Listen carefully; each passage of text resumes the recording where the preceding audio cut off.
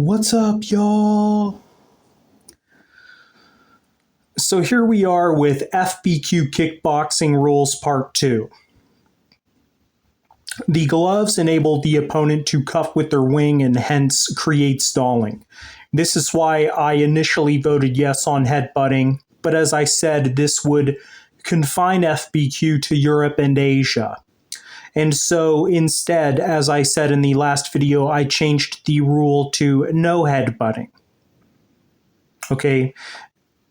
Instead, it's going to be that the referee is allowed to separate stalling once per round, whether it be a clinch on the ground or standing. If you are able to enter ashigarami or any sort of full leg trap, that counts as a stalemate, or what we would call a pin. Seated mount for the armbar position. One leg over chest, one leg overhead with arm in control of. Warrants referee intervention and counts as a pin, aka stalemate points. Takedowns are legal, that's obvious by now. Kani Basami is being debated, being that you can cuff and trap using the wing grip. Right, more concerns in regards to stalling. Also, I am still unsure of Kani Basami's legality in the UFC. The internet says that Kani Basami is allowed in the UFC, but I can't remember the last time I saw that happen in the UFC, and perhaps that's just an etiquette thing. Perhaps that's just a sportsmanship thing.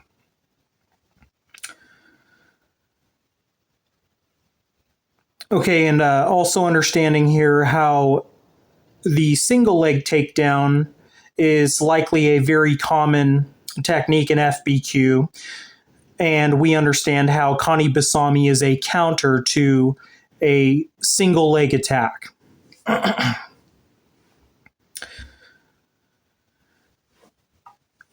Scenario 4, if fighter A gets fighter B into a neck lock or a limb lock and fighter B tries to tap and or submits verbally while the referee is en route to separating the stalemate, the fight continues and that lock does not count as a win for fighter A.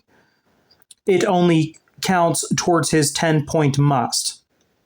As I said before, the only valid lock hold that counts as a submission lock victory, if you can actually manage it, right? If you can actually make somebody quit with it, is the body triangle from bottom or from back mount. Okay, a very difficult submission to get. Very difficult. It is very difficult to get someone to quit from a body triangle. Okay, but if they manage to do so, if they manage to get someone to quit, if they manage to get someone to quit via body triangle, then that counts as a victory.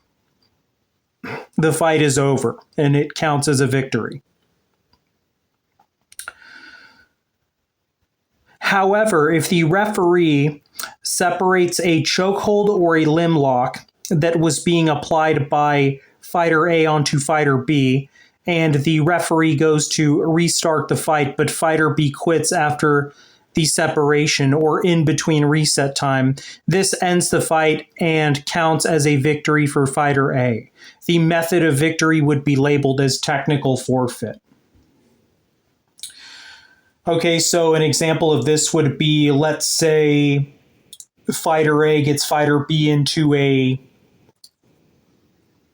guillotine position and twists hard on the neck.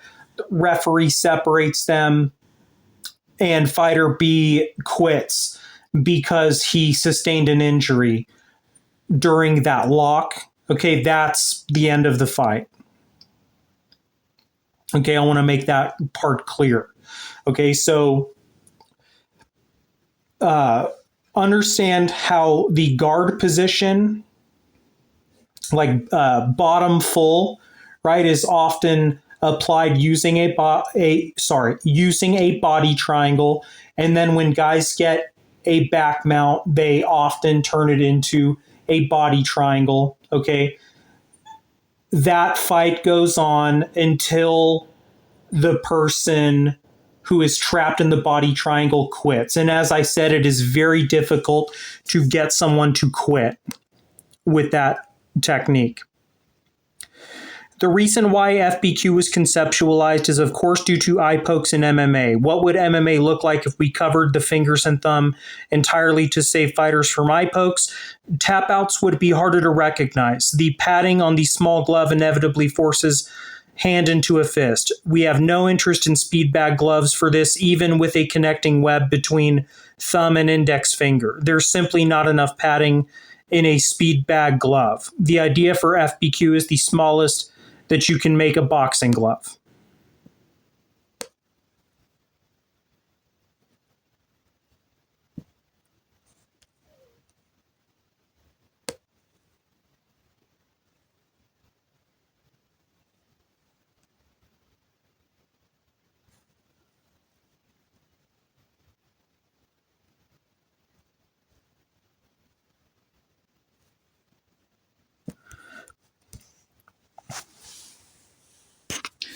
This is the idea here. That's a youth boxing glove on my arm.